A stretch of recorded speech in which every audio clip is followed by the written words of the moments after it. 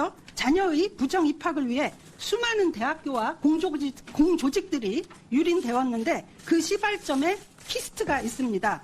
그리고 조국 씨 딸이 부산의전원에 제출한 자기소개서에는 키스트 인턴 시기를 2010년으로 이렇게 제출했는데, 기재를 했는데, 키스트에서 발급한 서약서에는 2011년으로 되어 있습니다. 2011년이 맞죠? 2011년 7월 18일. 네네, 그렇게 맞죠. 본 의원이 키스트의 그 출입 관리 시스템을 살펴보니까 그 조민 학생의 방문증 발급 내역은 단 3일입니다. 이것도 맞죠, 그죠? 예, 이렇게 그렇습니다. 단 3일은 국가보안시설 1급이죠. 예, 그렇습니다. 예, 그러면 출입 관리 시스템이 매우 엄격한데 태그 없이 출입이 가능합니까? 출입증 없이 키스트에 여러 사람이 들어오는 건 사실상 불가능합니다. 불가능하죠. 그래서 그 조국 씨가 해명이 누가 하나 열면 따라 들어갔다 이렇게 말하는데 이거는 그 시스템상 불가하다는 것을 말씀하시는 거죠, 지금. 그죠? 예, 출입증 없이. 예, 최은혜 의원이 상당히 강하게 질문을 하고 있습니다. 그러면 무소속의 김경진 의원도 질문을 했었는데 어떤 질문했는지 들어보시기 바랍니다.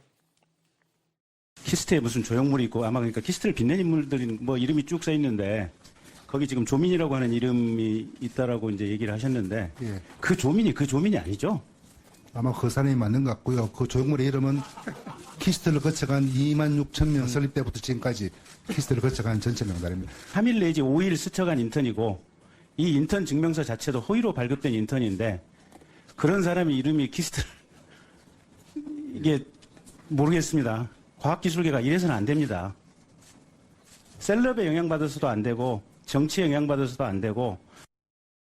김영환 의원, 조국 장관 딸의 이름이 키스트를 한국과학기술연구원이죠? 키스트를 빛낸 사람의 명단 거기에 들어가 있다는 겁니까? 그렇습니다. 상당히 좀 처음에는 동명이 답변 나오니까 웃음소리가 나와요. 네. 본인이 이제 인정한 겁니다. 저 키스트 원장이. 그래서 보니까 26,000명, 그 키스트를 잠시라도 거쳐만 가면은 전부 다 그 명단에 들어 있다는 거예요. 그래서 뭐 인턴을 잠깐 했지만 그래도 키스트의 어떤 빛낸 인물의 명단에 들어 있는 것 같습니다.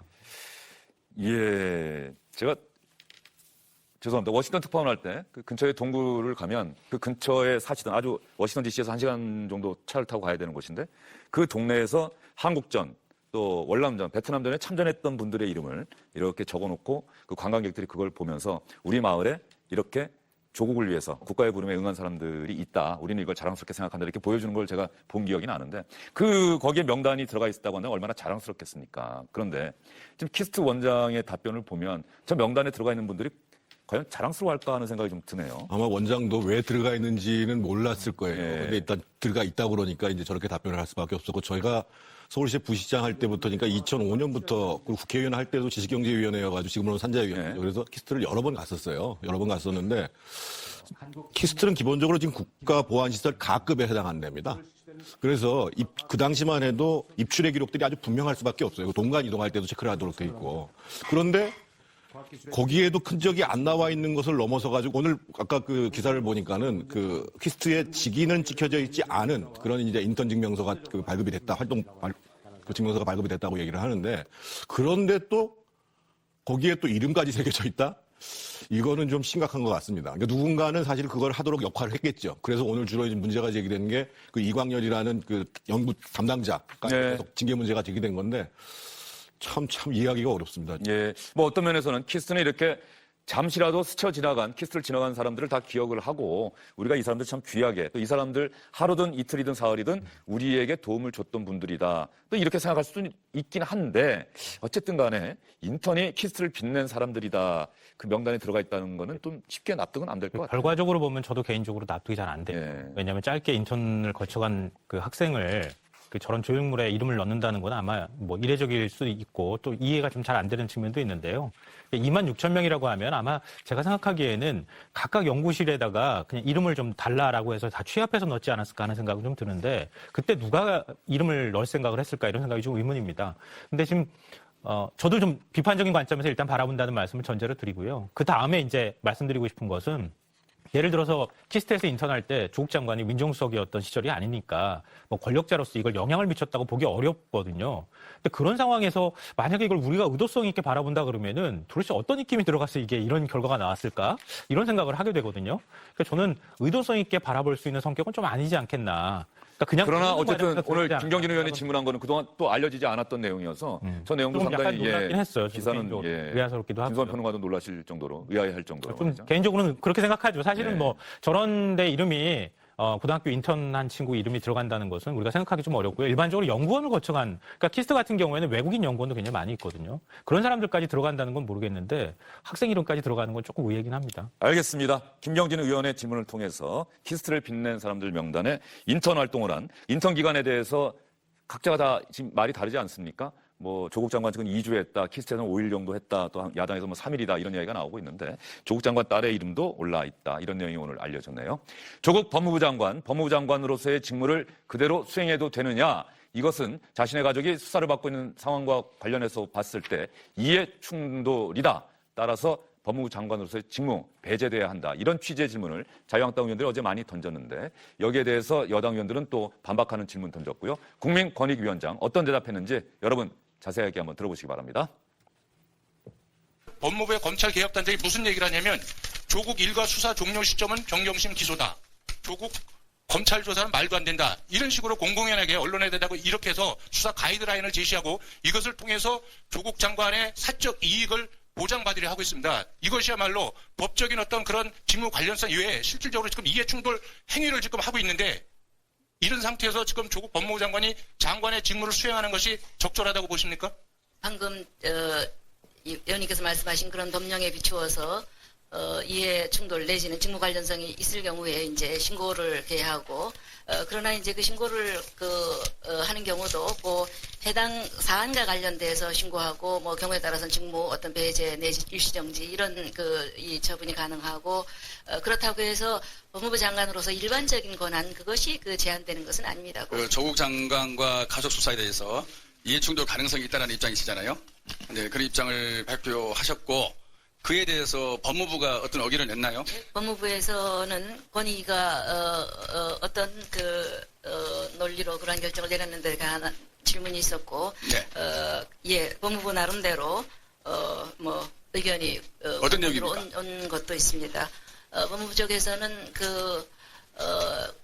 이 법무부와 검찰청이 기관이 다르기 때문에 네. 신고 의미가 없다라고 하는 이런 입장이었습니다. 거기에 대해서 권익위는 기관을 달리한다고 해서 직무 관련자에서 배제되지는 않는다 이런 판단을 내리고 그와 관련해서 저희도 법무부 쪽의 의견을 조금 더 듣고 또 협의 중에 있습니다. 사실 공문상으로. 예. 그러니까 권익위 입장과 법무부가 약간의 이견이 있는 거네요. 어쨌든 신고 의무가 없다라고 신고 의무가 이렇게 없다. 되어 있고 네. 검찰청 법무부 행동 강령에도 수사와 관련해서는 이 직무 관련 대상 범위에서 제하고 있다 이렇게 보고 있습니다. 전 마지막 말 기본적으로 권익위원장이 직무 관련성 있을 수 있다. 그리고 해당 사안과 관련돼서 신고해야 하고 때에 따라서는 직무 배제, 일시정지 이런 처분이 가능하다. 이렇게 답변을 했는데 마지막에 법무부와 국민권익위원회의 의견이 다르다라고 이야기를 하고 있어요. 권익위원회는 직무 관련성이 있다라고 하는 것이고 법무부는 수사와 관련해서는 법무부 장관 직무 관련성에서 제한다라고 돼 있다. 거기까지는 이야기를 하고 있는데 이게 좀 복잡한데 김환희 의원님 좀 설명해 주시겠어요? 복잡한 것 같은데 일단 권익위원회의 최종적인 판단은 아직 나오지 않은 상태인 것 같아요. 그러니까 권익위원회가 1차적으로 직무 관련성이 있다는 판단을 내리면서 그런 의견을 가지면서 법무부에다 의견을 물어봤더니 법무부에서는 법무부와 검찰청은 기관이 다르기 때문에 직무 관련성이 없다. 이런 입장을 또 권익위원회한테 보냈고 그래서 그런 과정에서 양 기관이 지금 협의하고 있는 그런 상태인데 지금 권익위원장 개인적으로는 그리고 권익위원회의 어떤 잠정적 결론으로는 직무 관련성이 있으니까 신고를 해야 되고 그래서 정말 이해 충돌이 되면은 법무부 장관을 이 수사와 관련된 그 업무에서는 배제해야 된다. 이것이 이제 자기의 어떤 잠정적인 의견인데 하지만 아직까지 법무부는 다른 의견을 가지고 있으니까 계속적으로 협의 중이다. 이런 상태인 것 같습니다. 네, 잠시만요. 조금 있다가 말씀드릴게요. 조금 있다가 드릴게요. 저희가 하나의 영상을 더 보도록 하겠습니다. 이 박은정 국민권익위원장이 기본적으로 여야 의원들이 강하게 질문을 하는데 아주 그 질문에 위축되지 않고 국민권익위원회 판단과 생각은 이렇다라고 대답을 하고 있습니다. 조국 장관이 자택 압수수색 과정에서 검사와 통화를 했다. 이것과 관련해서 권익위원회가 고발해야 되는 것 아니냐. 자유한국당 의원들이 이렇게 질문을 던졌더니 국민권익위원장이 어떻게 대답했는지 한번 들어보시죠. 그리고 법무부에서는 무슨 검찰청과 법무부는 별개 조직이라고 답변한 건 정말 누가 봐도 이거는 아주 궁색한 답변이라고 여겨지고요. 실제로 이 청탁금지법의 취지에 보면 공직자의 배우자들에 대한 경제적 이득도 공직자 본인에 대한 것으로 보고 금지하고 있지 않습니까? 그렇지 않습니까? 그런데 지금 이 조 장관이 압수수색 과정에서 검사와 통화한 사실은 청탁금지법의 입법 취지나 사회 통념이나 국민 정서로 봐도 이건 매우 부적절하고 이거는 그냥 직무 관련성이 있다는 논평에 그칠 수준이 아니라 권익위원회에서 고발해야 될 사안이라고 생각합니다. 어떻게 생각하십니까? 권익위로서는 그 직무 관련자라고 하는 것은 이제 법령상 어떤 권한을 가졌는가라고 하는 문제겠죠. 공무원이. 법무부에서는 법무부와 검찰의 차이라든지 또는 검찰 청법에 의하면 구체적인 사건에 대해서 총장반을 할 수 있기 때문에 그런 걸 봤을 때 이해충돌의 범위를 이와 같이 한정해서 신고하는 게 맞냐? 라는 것에 대해서 이야기를 하니까 권익위가 검토해서 답을 주면 되는 거예요. 예, 더 답을 제 말씀은 그런 것들이 진행 중에 있는데 왜 그걸 단정적으로 하냐는 거예요. 그 판단을 1차 했습니다. 그리고 또다시 법무부에서 공문이 왔기 때문에 그와 관련해서 지금 현재 검토를 하고 있습니다. 검토하고 있는 거죠. 예. 그러면 확정적으로는 당연히 말씀하시면 안 된다는 거죠. 이미 오전에 언론에 마치 장관이 직무 관련성이 있고 신고의 대상자에서 더 나아가서 직무 배제까지 돼야 되는 거 아니냐? 라고 있는 부분에 대해서는 적절하지 않다는 겁니다. 제가 속단해서 하지 않았습니다. 그 판단을 1차 했다. 제가 속단해서 하지 않았다. 전해철 의원은 왜 아직 최종 결론이 안 났는데 그러한 언론 보도가 나오게 답변을 했느냐 이렇게 좀 따져 묻는 건데 제가 속단하지 않았고 1차 판단을 했던 거다 이렇게 이야기를 하고 있어요. 전해철 의원 같이 민주당에서 압박을 하니까 아직 답변이 안 나온 거죠. 그러니까 지금 두 가지 사안인데요. 하나는 청탁금지법의 문제고 하나는 공직자 행동 강령에 나와 있는 공직자 이해충돌 방지 규정에 대한 문제거든요. 그래서 지금 이제 이태규 의원이 물어본 건 후자 공무원 행동 강령에 명시된 공직자 이해충돌 방지 규정을 위반한 거 아니냐 이 문제를 제기를 한 겁니다. 그래서 이 문제를 판단하는 주체는 누구냐면 권익위원회예요. 이게 법무부하고 협의할 문제가 아닙니다. 법무부의 의견은 수렴해야겠죠. 의견을 들으면 되고 그걸 수렴하고 사실은 권익위가 판단을 해야 되는 거고 제가 봤을 때는 지금 그 권익위원장 박은정 권익위원장의 태도로 봐서는 분명히 충돌이 된다라고 판단하시는 것 같고 그 전에 제가 말씀드리고 싶은 것이 이 박은정 위원장님이 서울대 법학전문대학교의 교수 출신이고 참여연대의 공동대표를 하신 분입니다. 그런 상황에서 비교적 소신 있게 말씀을 하신 거거든요. 예. 그래서 이 문제는 권익위의 권한이기 때문에 빨리 회신을 하면 되는 겁니다. 사실은요. 그리고 또 한 가지는 그것을 해당 기관장이 신고하도록 되어 있습니다. 근데 그 법무부의 기관장이 조국 장관이잖아요. 그럼 그걸 신고 안 하면 물론 처벌 규정은 없습니다만 조국 장관이 공무원의 행동강령을 위반하게 되는 거예요. 예, 지금 대한민국에서 참 조국 장관이 법무장관으로 지명된 이후에 또 법무장관으로 임명이 되고 나서 가족에 대한 수사는 계속 진행되고 있고 그러다 보니까는 권익위원회에서 또 이런 것에 대한 판단도 해야 되고 뭐 상당히 복잡하긴 한데 권익위원회가 아직 최종 결론은 안 내린 것 같은데 1차 결론은 직무 관련성 있을 가능성이 있다. 그러면은 법무부에서 신고를 하고 직무에서 배제돼야 한다. 그럴 수도 있다. 다만 그렇다고 해서 일반적인 장관의 직무가 다 못하는 건 아니다. 뭐 이 정도까지는 얘기를 하고 있네요. 그러니까 지금 사실은 이전에 없었던 일을 우리가 경험하고 있기 때문에 이해 충돌이라고 하는 문제도 굉장히 좀 판단하기가 쉽지 않은 상황인 것 같습니다. 그러니까 일반적인 상황 같은 경우에는 지금 이제 이해 충돌의 문제가 생기게 될 경우에는 업무에서 배제하는 게 맞죠, 사실은. 특히 이제 경제적 이익과 관련돼 있는 부분이라 그러면 더더욱 그러할 것이고요. 근데 이번 같은 경우에는 사실 우리가 이전에 보지 못했던 일들이 벌어지고 있는 상황이라서 이런 상황에서 만약에 법무부 장관을 업무에서 배제한다는 것은 이건 또 상식 수준에서 말이 안 되는 일이잖아요. 이 문제를 어떻게 정리할 것인가 굉장히 좀 저는 고민이 많지 않을까 싶어요. 근데 만약에 이해 충돌의 문제가 전혀 없다고 하면은 조국 장관이 가족과 관련되는 수사에서 보고받지 않겠다는 얘기를 이렇게 누차 강조할 이유도 없지 않겠습니까? 그러니까 그럴 소지가 있을 수 있다는 것을 뭐 많은 분들이 다 아시고 계시리라고 생각하고요. 다만 이제 굳이 말씀드리자면 수사에 얼마나 많은 국민들이 분노하고 있는지를 보여주는 여론의 바로미터가 되었습니다. 집회 시간이 다 되어갈 때쯤에는 이미 참가자의 규모가 예술의 전당에서 반포대교까지 이어지는 인간띠를 만들어냈고 이는 지난 2016년 박근혜 탄핵 촛불 시위 당시 단일 참가자 150만 명의 기록을 뛰어넘는 수준이었고 200만 명 촛불의 함성에 탄성이 저절로 터져나왔습니다. 말로 다 표현할 수 없는 이 감동에 심장이 터질 듯 뛰었고 가슴이 메어지도록 뭉클했습니다. 다시 한번 위대한 대한민국의 국민임을 자각하는 시간이었습니다. 28일 촛불 집회에 대한 이야기는 생중계로 그리고 후기로 이어지면서 많은 분들이 보시고 감동하고 공감하며 다시 한번 소리 높여 검찰 개혁을 외치고 계신데요. 저는 이후에 벌어질 일에 대해서 이야기할까 합니다. 우리가 모여서 촛불을 들었던 이유가 검찰 개혁이었습니다. 그렇다면 향후 검찰 개혁은 윤석열 검찰총장은 어떤 모습으로 어떻게 대응해 나갈까요? 몇 가지 가상 시나리오로 상황을 정리해봤습니다. 물론 이건 저의 뇌피셜입니다. 문재인 대통령이 검찰에 경고 메시지를 보낸 날 윤석열 검찰총장은 특수부 검사와 수사관들에게 떡을 돌렸다는 뉴스가 보도됐는데요.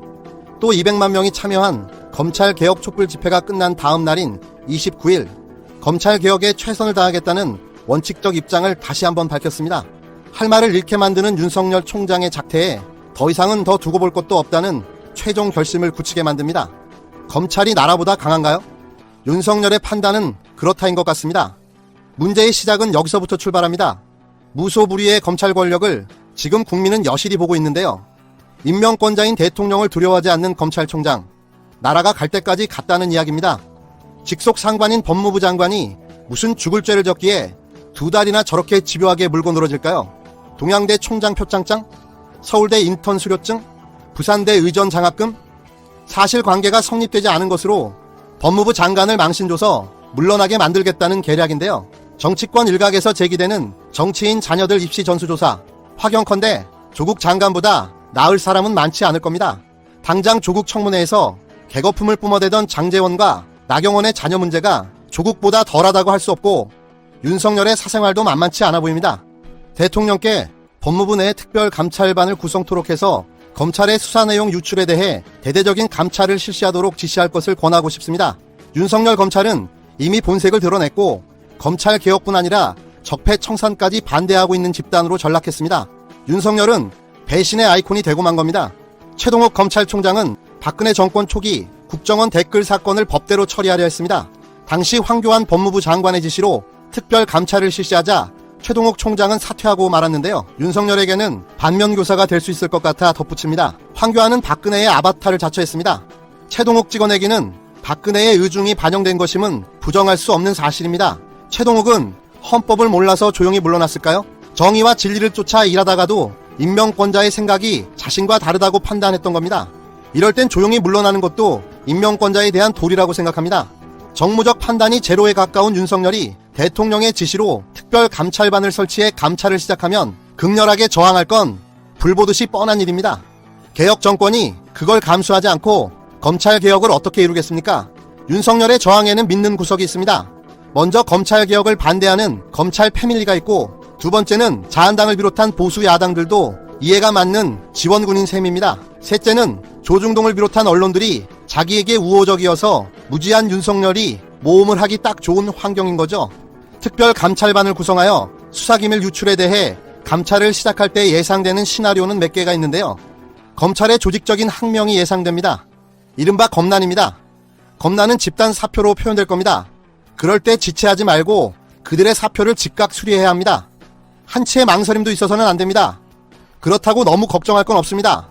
대안이 있으니까요. 사표를 내지 않은 검사들을 중심으로 젊은 변호사들을 영입해서 현장에 배치하는 겁니다. 법에 대한 지식과 정의로움은 검찰 패밀리에 안주하는 검사들보다 나을 것이고, 나이와 기수를 파괴하여 적재적소에 배치하는 겁니다. 이게 바로 검찰 개혁인 겁니다. 이는 조국 법무부 장관도 언급한 바가 있습니다. 자유한국당 등 개혁에 저항하는 세력에 대해서도 대처 방법은 간단합니다. 법대로 하면 됩니다. 지금 조국 청문회 전국에서 떠오른 생각은 똥 묻은 개가 겨 묻은 개 나무란다는 속담이었는데요. 한꺼풀만 벗겨도 비리와 부정이 뚝뚝 떨어질 자유한국당 국회들입니다. 지금 국회의원들을 조국식으로 털면 감옥 갈 이들은 대부분인 거죠. 사실로 확인되지 않은 것을 갖고 도덕성 운운하며 조국을 끌어내리려는데 동의할 수 없는 이유가 여기에 있습니다. 조국의 도덕성은 정치하는 이들의 평균보다 한참 위에 있기 때문인 거죠. 검난 뒤 새로 꾸려지는 검찰이 가장 먼저 해야 할 일은 정치인 비리에 대한 전수조사를 해서 저촉되는 족족 법대로 처리하는 일일 겁니다. 여기엔 여야 구별을 두어서는 안 됩니다. 구태 정치인들이 적지 않게 정리될 것이고, 이게 바로 정치개혁인 겁니다. 윤석열의 길은 어느 정도 정해져 있습니다. 그 길은 두 개뿐인데요. 그 첫 번째 길은 대통령에게 끝까지 대항하며 나라 꼴을 우습게 만드는 길입니다. 이 선택은 국민 모두에게 불행입니다. 정의의 길도 아니고 결국 윤석열은 정쟁의 도구, 소모품으로 쓰이다가 폐기 처분되기 때문입니다. 이건 최초의 문재인 대통령이 생각했던 시나리오일 겁니다. 제가 방송했던 정치천재 문재인, 조국 농계작전, 덫에 걸린 윤석열 편을 보셨다면 현재의 상황을 이해하시리라고 생각됩니다. 못 보신 분들은 꼭 보시길 권합니다. 복귀해보면 그 시나리오가 소름 끼칠 정도로 정확하게 맞아떨어졌는데요. 지금 생각해도 놀랍고 대단합니다. 문재인 대통령은 진짜 정치 천재가 맞습니다. 윤석열의 두 번째 길은 조용히 물러나는 겁니다. 지난 27일 청와대 대변인을 통해 발표한 검찰에 대한 대통령의 언급은 사족을 달 것 없이 검찰에 대한 경고입니다. 감찰반을 구성해 윤석열의 뒤를 캐 망신을 당하기 전에 사퇴하라는 겁니다. 이는 최소한의 자신의 명예를 지킬 수 있는 마지막 방법인데요. 이도 대통령의 배려라고 생각합니다. 지금은 윤석열의 일거수일투족이 대통령보다 더 비중 있게 언론에 조명되고 있습니다. 우쭐하는 윤석열의 모습을 TV 화면을 통해 보게 되는데요. 중앙지검장으로 족할 사람이 체격에 맞지 않은 옷을 입다 보니 어떻게 할 바를 몰라 하는 겁니다. 애초에 그게 그의 비극이었던 겁니다.